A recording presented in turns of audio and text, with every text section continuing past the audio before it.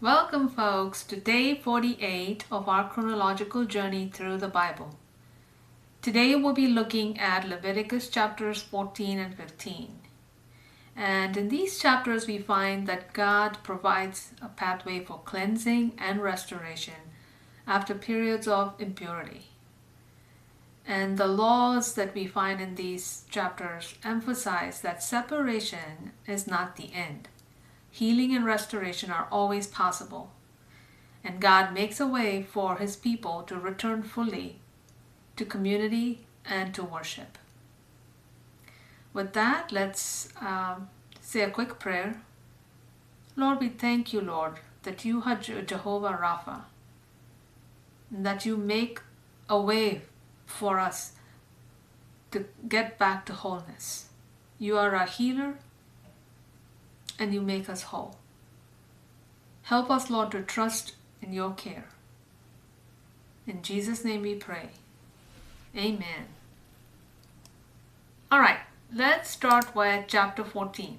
Then the Lord said to Moses, "This is the law for the one afflicted with the skin disease on the day of his cleansing, when he is brought to the priest. The priest is to go outside the camp to examine him, and if the skin disease of the afflicted person has healed, the priest shall order that 2 live clean birds, cedar wood, scarlet yarn, and hyssop be brought for the one to be cleansed. Then the priest shall command that one of the birds be slaughtered over fresh water in a clay pot, and he is to take the live bird together with the cedar wood, scarlet yarn, and hyssop, and dip them into the blood of the bird that was slaughtered over the fresh water. 7 times he shall sprinkle the one to be cleansed of the skin disease. Then he shall pronounce him clean, and release the live bird into the open field.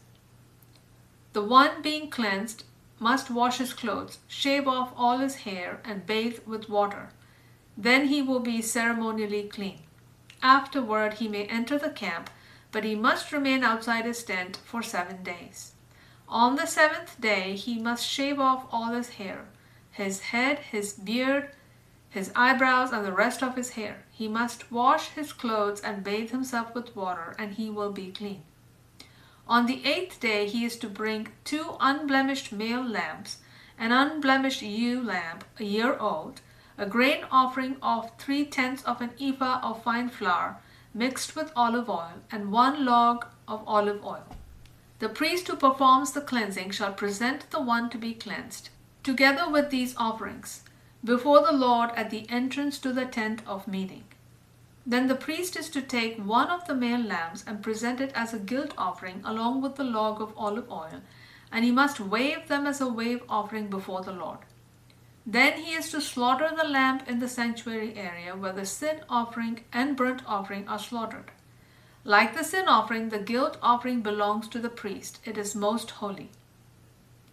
The priest is to take some of the blood from the guilt offering and put it on the right earlobe of the one to be cleansed, on the thumb of his right hand, and on the big toe of his right foot.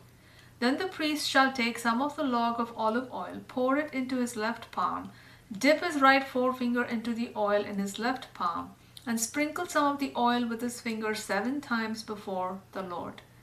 And the priest is to put some of the oil remaining in his palm on the right earlobe of the one to be cleansed, on the thumb of his right hand, and on the big toe of his right foot, on top of the blood of the guilt offering.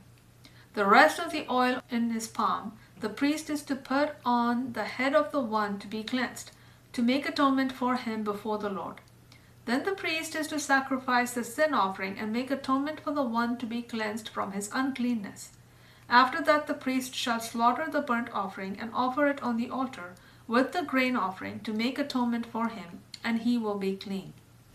If, however, the person is poor and cannot afford these offerings, he is to take 1 male lamb as a guilt offering to be waved to make atonement for him, along with 1/10 of an ephah of fine flour mixed with olive oil for a grain offering, a log of olive oil, and 2 turtle doves or 2 young pigeons, whichever he can afford, one to be a sin offering and the other a burnt offering. On the 8th day he is to bring them for his cleansing to the priest at the entrance to the tent of meeting before the Lord. The priest shall take the lamb for the guilt offering along with the log of olive oil and wave them as a wave offering before the Lord. And after he slaughters the lamb for the guilt offering, the priest is to take some of the blood of the guilt offering and put it on the right earlobe of the one to be cleansed, on the thumb of his right hand, and on the big toe of his right foot. Then the priest is to pour some of the oil into his left palm and sprinkle with his right forefinger some of the oil in his left palm 7 times before the Lord. The priest shall also put some of the oil in his palm on the right earlobe of the one to be cleansed, on the thumb of his right hand, and on the big toe of his right foot, on the same places as the blood of the guilt offering. The rest of the oil in his palm the priest is to put on the head of the one to be cleansed, to make atonement for him before the Lord. Then he must sacrifice the turtle doves or young pigeons, whichever he can afford, one as a sin offering and the other as a burnt offering, together with the grain offering. In this way the priest will make atonement before the Lord for the one to be cleansed. This is the law for someone who has a skin disease and cannot afford the cost of his cleansing. Then the Lord said to Moses and Aaron, "When you enter the land of Canaan, which I am giving you as your possession, and I put a contamination of mildew into a house in that land, the owner of the house shall come and tell the priest, 'Something like mildew has appeared in my house.' The priest must order that the house be cleared before he enters it to examine the mildew, so that nothing in the house will become unclean. After this, the priest shall go in to inspect the house. He is to examine the house, and if the mildew on the walls consists of green or red depressions that appear to be beneath the surface of the wall, the priest shall go outside the doorway of the house and close it up for 7 days. On the 7th day, the priest is to return and inspect the house. If the mildew has spread on the walls, he must order that the contaminated stones be pulled out and thrown into an unclean place outside the city. And he shall have the inside of the house scraped completely, and the plaster that is scraped off dumped into an unclean place outside the city. So different stones must be obtained to replace the contaminated ones, as well as additional mortar to replaster the house. If the mildew reappears in the house after the stones have been torn out and the house has been scraped and replastered, the priest must come and inspect it. If the mildew has spread in the house, it is a destructive mildew. The house is unclean. It must be torn down with its stones, its timbers, and all its plaster, and taken outside the city to an unclean place. Anyone who enters the house during any of the days that it is closed up will be unclean until evening. And anyone who sleeps in the house or eats in it must wash his clothes. If, however, the priest comes and inspects it, and the mildew has not spread after the house has been replastered, he shall pronounce the house clean, because the mildew is gone. He is to take 2 birds, cedar wood, scarlet yarn, and hyssop to purify the house. And he shall slaughter one of the birds over fresh water in a clay pot.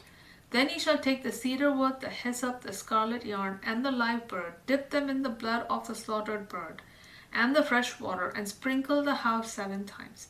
And he shall cleanse the house with the bird's blood, the fresh water, the live bird, the cedar wood, the hyssop, and the scarlet yarn. Finally, he is to release the live bird into the open fields outside the city. In this way he will make atonement for the house, and it will be clean. This is the law for any infectious skin disease, for a scaly outbreak, for mildew in clothing or in a house, and for a swelling, rash, or spot, to determine when something is clean or unclean. This is the law regarding skin diseases and mildew. Chapter 15. And the Lord said to Moses and Aaron, "Say to the Israelites, when any man has a bodily discharge, the discharge is unclean. This uncleanness is from his discharge, whether his body allows the discharge to flow or blocks it. So his discharge will bring about uncleanness.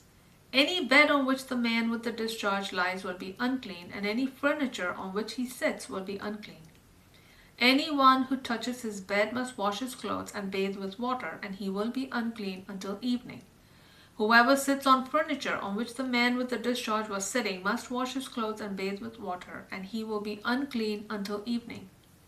Whoever touches the body of the man with the discharge must wash his clothes and bathe with water, and he will be unclean until evening. If the man with the discharge spits on one who is clean, that person must wash his clothes and bathe with water, and he will be unclean until evening. Any saddle on which the man with the discharge rides will be unclean. Whoever touches anything that was under him will be unclean until evening, and whoever carries such things must wash his clothes and bathe with water, and he will be unclean until evening. If the man with the discharge touches anyone without first rinsing his hands with water, the one who was touched must wash his clothes and bathe with water, and he will be unclean until evening.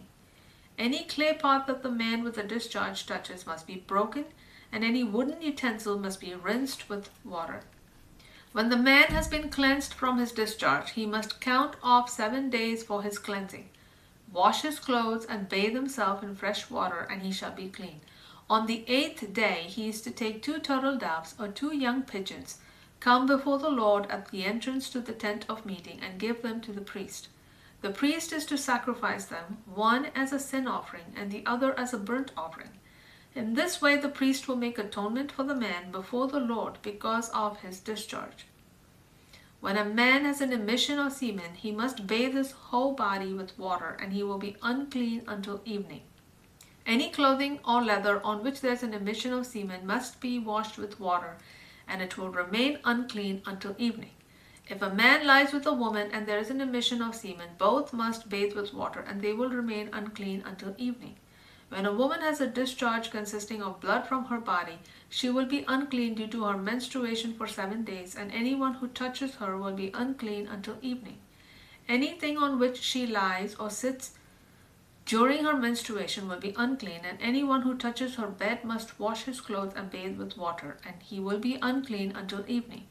Whoever touches any furniture on which she was sitting must wash his clothes and bathe with water, and he will be unclean until evening. And whether it is a bed or furniture on which she was sitting, whoever touches it will be unclean until evening. If a man lies with her and her menstrual flow touches him, he will be unclean for 7 days, and any bed on which he lies will become unclean. When a woman has a discharge of her blood for many days at a time other than her menstrual period, or if it continues beyond her period, she will be unclean all the days of her unclean discharge, just as she is during the days of her menstruation. Any bed on which she lies or any furniture on which she sits during the days of her discharge will be unclean, like her bed during her menstrual period. Anyone who touches these things will be unclean. He must wash his clothes and bathe with water, and he will be unclean until evening. When a woman is cleansed of her discharge, she must count off 7 days, and after that she will be ceremonially clean. On the 8th day she is to take 2 turtle doves or 2 young pigeons and bring them to the priest at the entrance to the tent of meeting. The priest is to sacrifice one as a sin offering and the other as a burnt offering. In this way the priest will make atonement for her before the Lord for her unclean discharge. You must keep the children of Israel separate from their uncleanness, so that they do not die by defiling my tabernacle, which is among them. This is the law of him who has a discharge, of the man who has an emission of semen, whereby he is unclean, of a woman in her menstrual period, of any male or female who has a discharge, and of a man who lies with an unclean woman. So we see, folks, in these chapters, it's laying out detailed instructions on how to be cleansed from impurities. It's all these different kinds of emissions or conditions of the skin or mildew are considered impurities that are to be kept away from God's tabernacle. God's heart for restoration is clear in these chapters, and impurity does not disqualify forever. God's desire is healing, reconciliation, and renewed relationship. And these passages remind us that His holiness demands cleanliness, but it always includes compassion. With that, we'll pause here today, and we'll return again tomorrow for day 49. God bless.